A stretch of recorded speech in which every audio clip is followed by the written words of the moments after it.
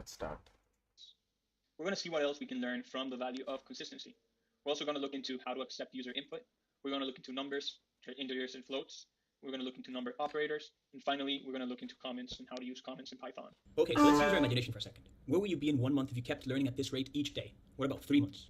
What about 6 months? What about a year? What about 5 years? The truth is that you will become a proficient coder way faster than you think. The problem is that we don't usually keep a consistent rate of new learnings each day. The great news is that the only thing standing in the way between us and mastering a skill is ourselves. Remember that we perform at the level of our last recovery. We should approach recovery as we do everything else, with a beginner's mind. That's how we learn how to listen to the body and keep ourselves calibrated between training and resting to avoid burning out. Think of learning as an excellent exercise for your brain. Your brain likes novelty, and that's exactly what we're giving it when we learn something new.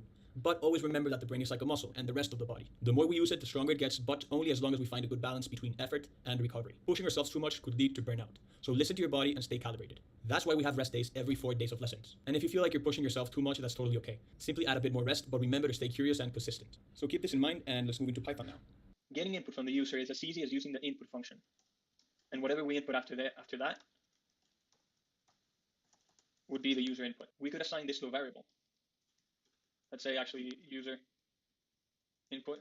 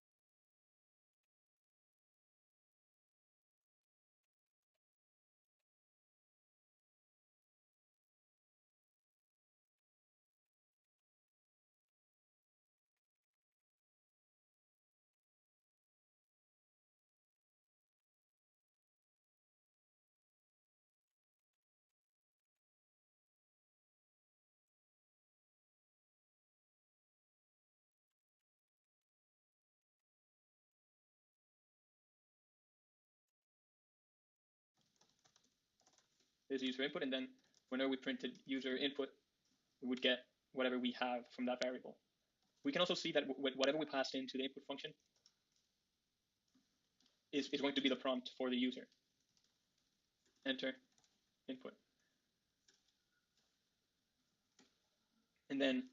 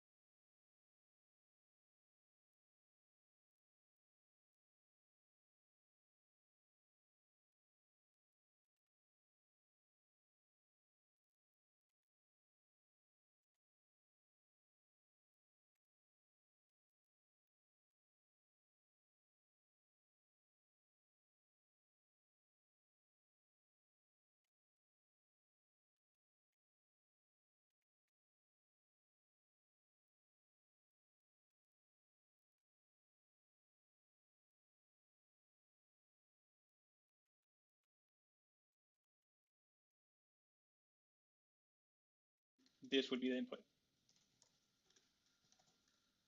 We can also see that, as we've seen a bit earlier in the course, we could use numbers in Python as well. So if you do we could store integers, for example, numbers like this, like whole numbers, any whole number, 5, 6, 7. Let's do 7. Or we could do my float, which would be any type of number with decimal places. And you can see this by looking at the type as well, that it changes. You can see the type of my integer is integer, but then type of my float is float. The difference is that the float has decimal places and the integers are whole numbers. We can also have number operators in Python. So let's give this a try by creating two new numbers. Let's do number 1 equal to 24, and number 2 equal to 2. And then different operators work in Python. We can pretty much use Python as a calculator. So you could do num1 plus num2, and that would be equal to 6. Num1 plus, we could use a minus as well. That would be equal to 2. We could use the star as a multiplier for multiplication, or the 8. We could use division as well. That would return a 2. And please note that division will always return a float, regardless of if these two are integers and the result is a whole number, but Python still returns a float because division always returns a float. And finally, we also have the exponentiate. It's a double star. That's 4 times 4. And finally, we have the modulo, which is 4 divided by 2, and then what is the remainder, or how many numbers remain, and that is a 0, because 4 divided by 2 has no remainder. It's also worth emphasizing on the fact that whenever you use input, and for example, you ask the user to input a number, that would return a string. So this is actually a string. It is not a number. So if I said variable 1 equal to input, enter an input, and if I said 5, for example, and I did type variable 1, I would get a string. So it's important to notice that you would get a string instead of what you might have expected, which was an integer. And for this, we could simply do variable 1 equals variable 1. So we could do int variable 1. So we reassign the variable to an int version of itself. And now if we ran the typed variable 1, we would see it's an integer, but only after we converted it to an integer. And the same applies for the float. If you want to turn variable 1 into a float, you could use the float function. And then you would see type equal to a float. Finally, let's look at comments in Python. So to do a one-line comment in Python, you would just use the pound sign to do a multi-line comment.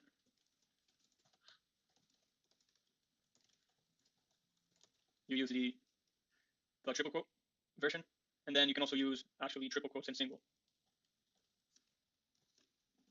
That would work as well. So comments, you can use the pound for single line comment, or triple quotes single or double, and that would work perfectly for comments in Python. We use comments throughout our code simply to document our code and make sure that other people who didn't write it understand what's going on throughout the code and can navigate the functionality of the code. Sweet. So let's do a recap. So we saw that long-term consistency leads to outstanding progress. So make sure to stay consistent, keep coming back. Next, we saw that the user function, or the input function, is used to get input from the user, and you can optionally pass in a string that will be displayed to the user. Python also supports numbers. Integers are whole numbers and floats have decimals, and the available operators include the plus, minus, the star operator for multiplication, division, double star for exponentiate, and modulo, which is the percent sign. And you can use the int and float functions to convert objects to integers and floats respectively. These come in handy when using the input function, since it takes data into string by default. So the input function always brings in string. We have to transform that. We have to convert that into a float or into an integer if we want that to be a number. And finally, we use the pound for comments and triple quotes for multi-line comments. And finally, the understand section. Awesome. So for today, first question is, where would you be in 1 year if you developed a habit of consistent learning? The next question is, define a function that prompts the user to input a number and then prints a square of said number to the screen. There you have a hint. That might be helpful. The third question is, define a function that prompts the user to input a number and then prints whether the number is odd or even. There you also have a hint. That might be helpful. And then finally, use comments throughout your code to document what goes on in relevant steps of the code. So that is it for today, guys. If you have any questions on these questions,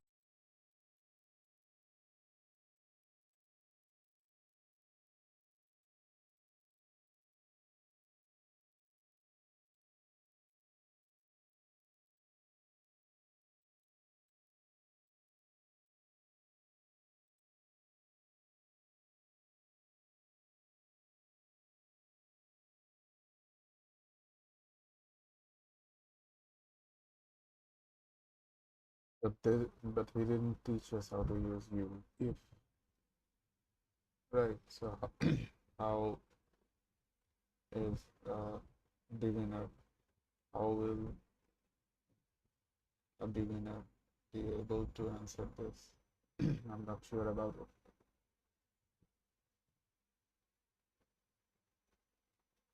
I can, but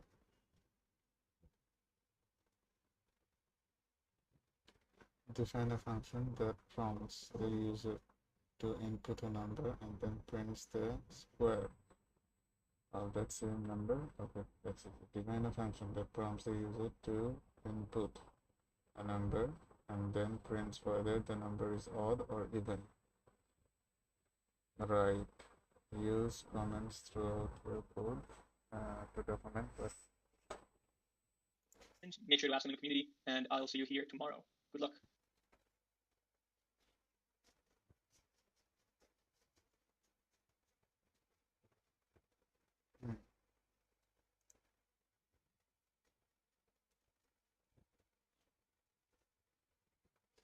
How many minutes is it? Was it about 10? So okay, so I'm halfway there. So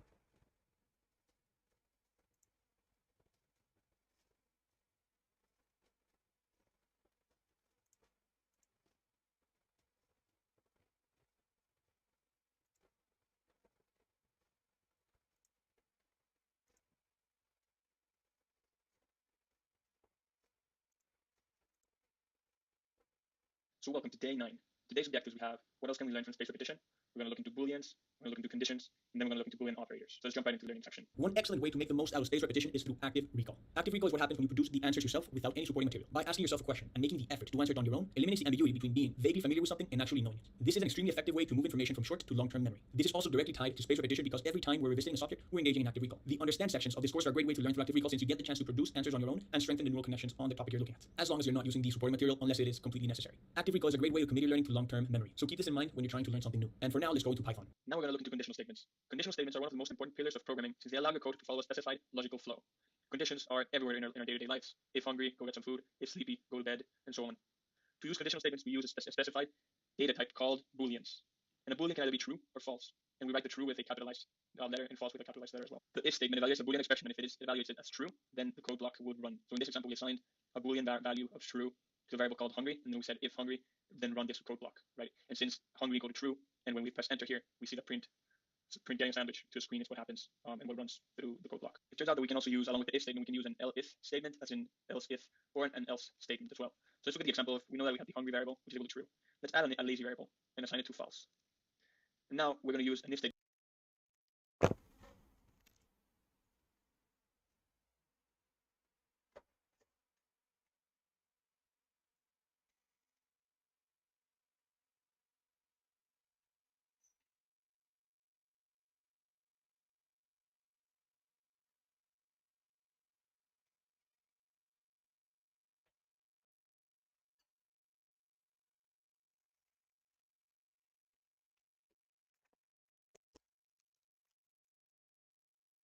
And we're going to say if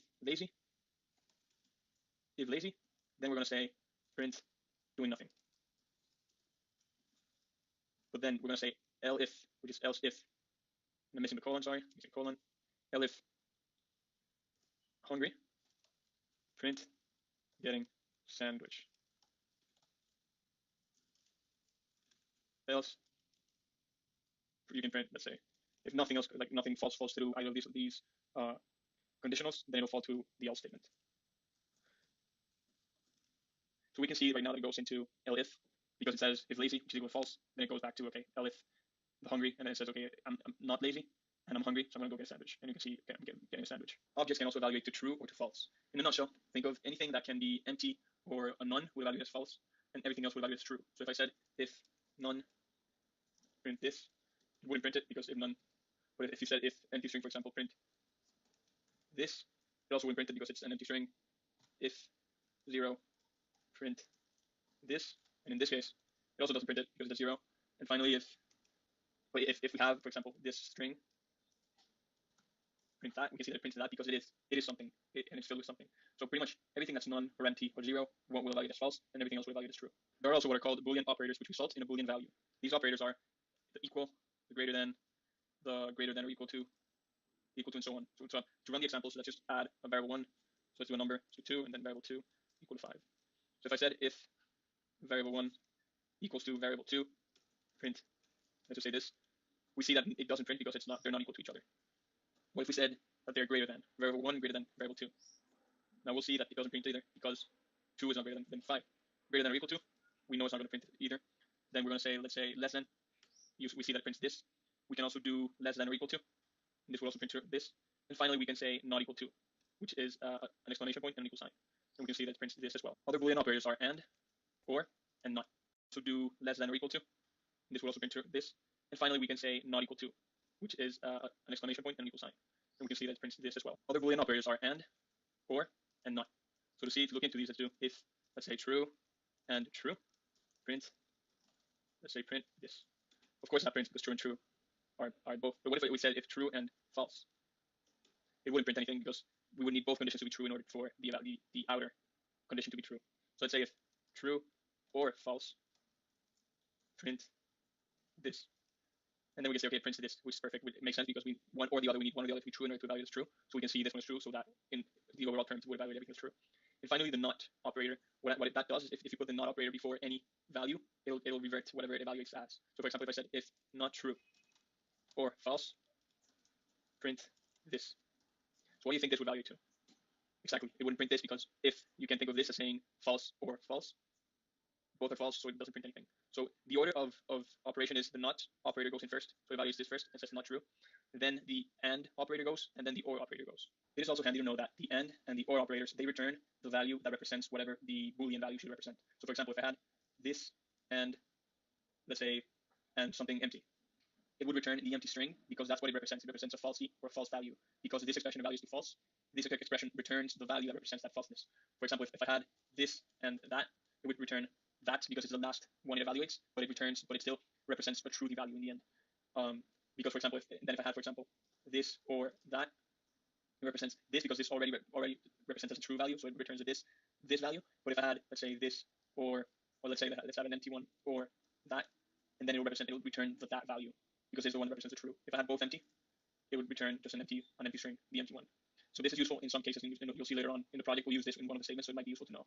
You can also use a Boolean function, the bool function, to see whether an argument that passes in what it evaluates as. So for example, if I do this, you know that it's true. It evaluates as true. But this and that would return that. So that would be the same as saying Boolean of that, which evaluates the true. There's also a shorthand way to write an if statement.